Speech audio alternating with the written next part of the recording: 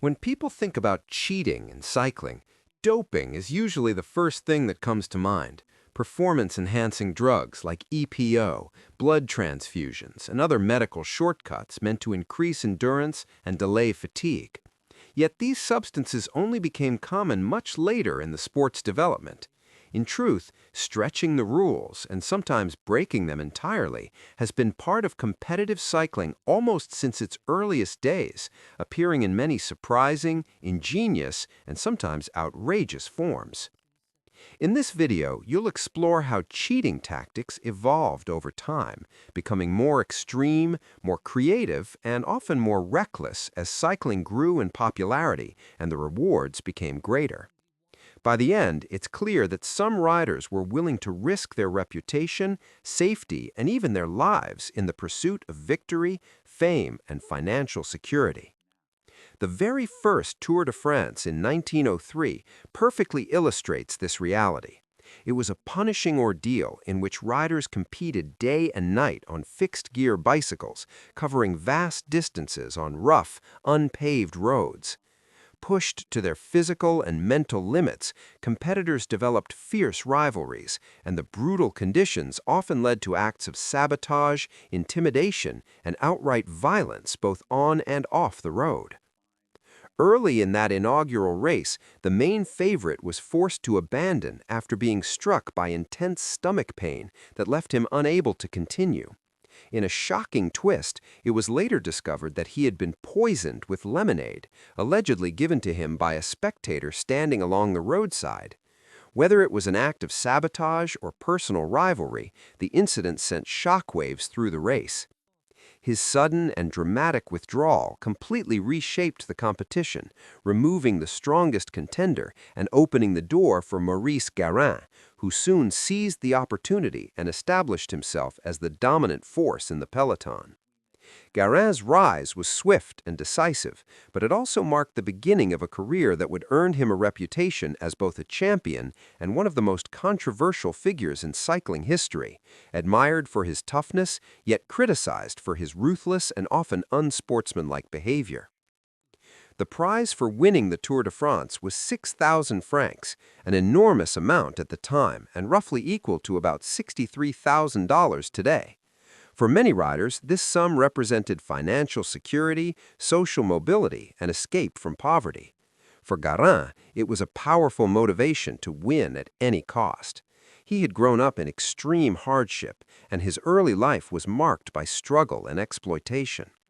As a child, his parents reportedly sold him into labor as a chimney sweep in exchange for a wheel of cheese, a stark illustration of the desperation faced by poor families in that era. The job was dangerous and exhausting, but it shaped him physically and mentally. His small, wiry frame and remarkable endurance made him well-suited not only for squeezing through narrow chimneys, but also for enduring long hours on a bicycle. By the late 1890s, Garin had already transformed himself into an elite cyclist.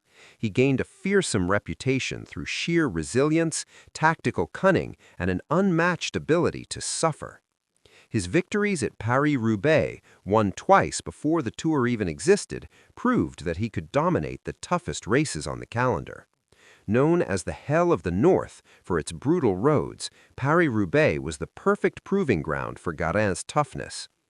These successes cemented his status as a top contender and made him a rider others feared, setting the stage for his controversial but unforgettable role in the early history of the Tour. During the fifth stage of the Tour, Maurice Garin took full advantage of the chaotic organization of the early race, where officials were scarce and rules were poorly enforced. With almost no supervision on the road, riders were largely left to police themselves. While riding among the leading group, Garin reportedly approached his rivals and suggested that they allow him to take an easy stage victory, appealing to fatigue and the unwritten alliances that sometimes formed during such grueling events. When Fernand Augereau refused to cooperate and insisted on racing honestly, the situation quickly escalated.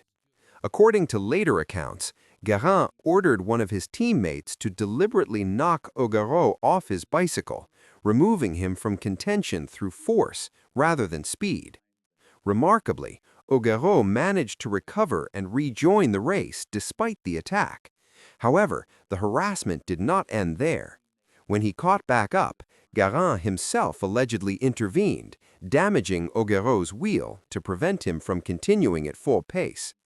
With his equipment compromised and no officials nearby to intervene, Augereau was left with little choice but to improvise.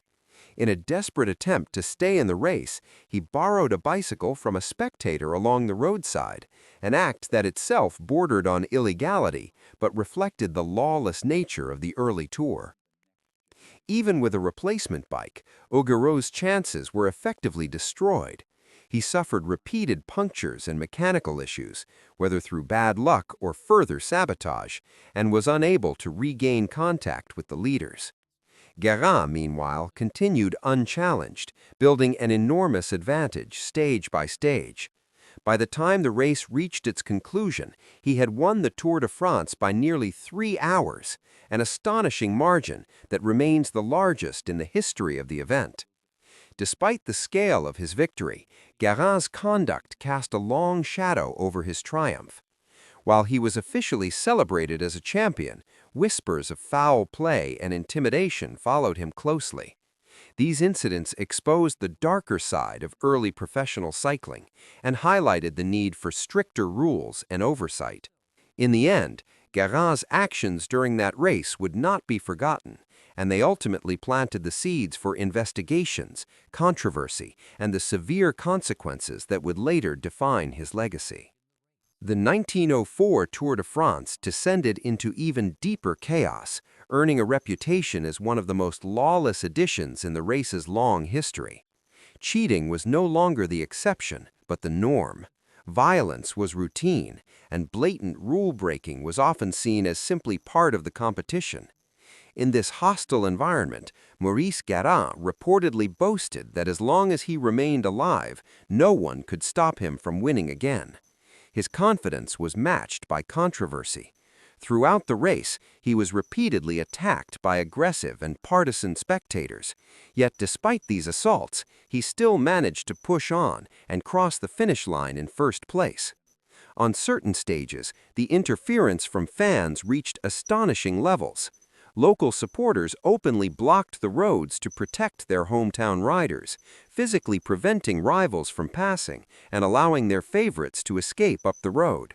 What was meant to be a test of endurance and skill increasingly resembled a battleground.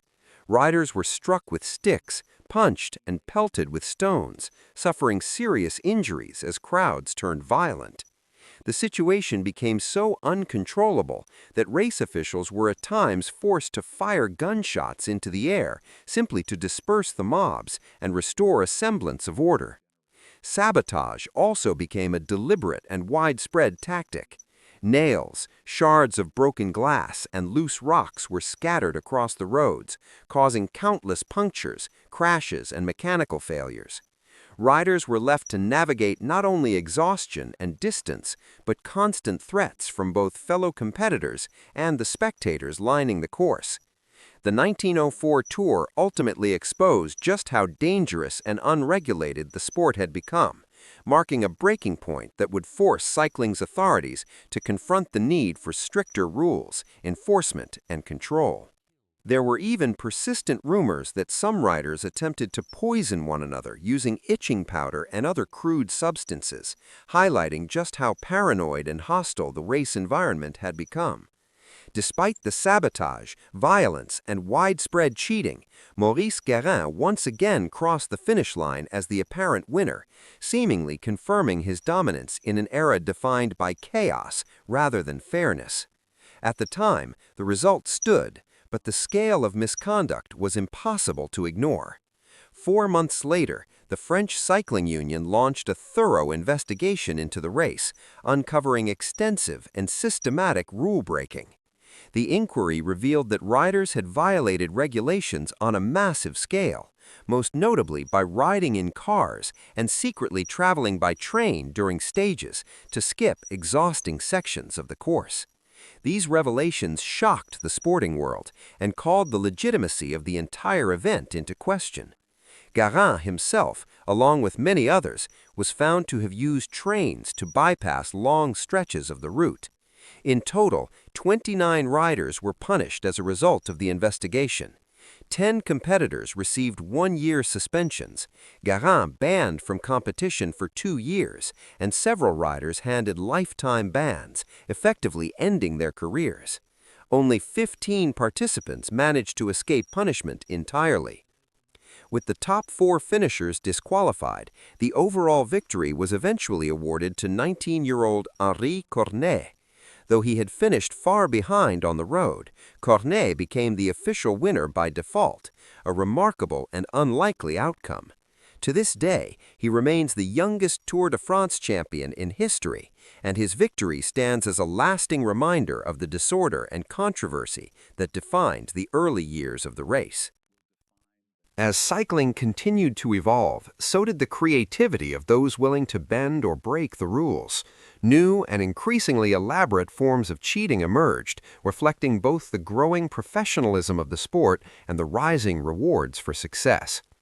One of the more infamous early examples involved Hippolyte Alcouturier, who was caught tying a string to a car and holding a cork between his teeth so the vehicle could discreetly pull him forward. The scheme worked only briefly before officials noticed the suspicious behavior and intervened. Such incidents showed how riders exploited weak oversight and blurred rules whenever possible. Another notorious figure was Jean Robic, winner of the 1947 Tour de France, who became known not only for his aggressive racing style, but also for his underhanded tactics. Robic reportedly used bribes to influence rivals and relied on strange methods of weight manipulation to gain an advantage.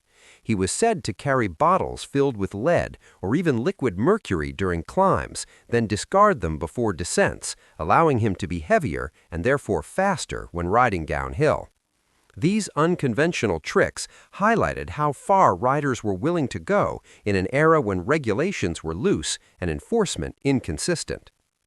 In more recent decades, attention shifted away from crude sabotage and toward technology-based cheating. As bicycles became lighter and more advanced, suspicions arose that hidden mechanical assistance could provide an unfair boost. In 2010, a series of videos sparked allegations that Fabian Cancellara was using a concealed motor inside his bike during key moments of competition. The footage led to intense debate and speculation among fans, riders, and commentators. However, despite widespread suspicion, no definitive proof was ever found. Similar accusations later surrounded Chris Froome, particularly during his dominant climbing performances, but official investigations once again failed to uncover any evidence of mechanical fraud. The first confirmed case of mechanical doping finally emerged in 2016, marking a turning point for the sport. Belgian rider Femke van den Driesch was caught with a hidden motor inside her bike at the Cyclocross World Championships. The discovery sent shockwaves through the cycling world, confirming long-held fears that such technology was no longer just a rumor. She received a 6-year ban, one of the harshest penalties ever issued for this type of offense. The scandal permanently changed how fans and officials viewed extraordinary performances, ushering in a new era of skepticism and leading to much stricter controls and inspections across professional cycling. Inventor Stefano Varius later claimed that motor assist technology had been developed far earlier than most people realized. According to him, he had already created a functioning prototype as early as 1998 and sold it under strict secrecy agreements to prevent detection. Whether or not these early systems were ever used in professional races remains debated, but their existence demonstrated how long the idea of mechanical assistance had been circulating within the sport. Today, systems such as Vivax Assist openly exist, featuring compact motors hidden inside the seat tube or frame and activated by discrete switches. These technologies illustrate just how advanced, lightweight, and difficult to detect mechanical assistance can be, blurring the line between innovation and cheating. In response to these growing concerns, cycling's governing body, the UCI, took significant steps to protect the integrity of competition. To combat mechanical cheating, officials introduced advanced detection methods, including thermal imaging cameras to spot abnormal heat signatures, X-ray scans to examine frame structures, and rigorous hands-on inspections before and after races. These measures represented a major shift in how cycling polices fairness. Since 2016, several riders have been caught and banned as a result of these controls, proving that mechanical doping is not merely a conspiracy theory, but a genuine and ongoing threat to the sport. Another high-profile controversy surfaced during the 2016 Milan-San Remo, one of cycling's most prestigious one-day races. French rider Arnaud Desmarais set a record time on the Cipressa climb, immediately raising suspicions among his rivals. Some accused him of benefiting from assistance from his team car, using the so-called sticky bottle technique, in which a rider receives an extended push while taking a bottle from a support vehicle. Although the accusations sparked heated debate and fueled mistrust within the peloton, there was ultimately not enough concrete evidence to annul the result, and Desmarais' victory was allowed to stand. Finally, this video intentionally avoids the topic of drug doping, not because it is unimportant, but because it deserves a full and detailed exploration of its own. The history of performance-enhancing drugs in cycling is vast, complex, and deeply controversial. Thanks for watching. Don't forget to like, subscribe, and stay tuned for more stories that uncover the dramatic, chaotic, and often unbelievable past of professional cycling.